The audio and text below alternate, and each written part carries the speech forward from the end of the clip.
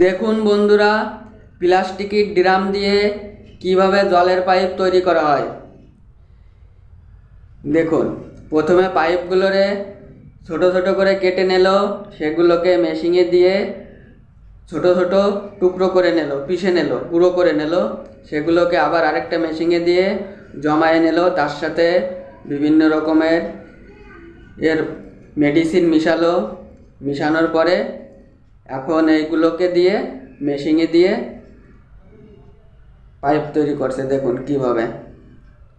আমরা যেসব জিনিস ব্যবহার করি, এই জিনিসগুলো নষ্ট হয়ে গেলে কখনো ফেলাই দেয় না, সেগুলোকে নিয়ে গিয়ে সেগুলো দিয়েই আবার নতুন করে জিনিস তৈরি হয়। দেখুন, কোনো কিছুই অকেজো না যেগুলো নষ্ট হয়ে যায়, আমাদের ব্যবহারিক জিনিস।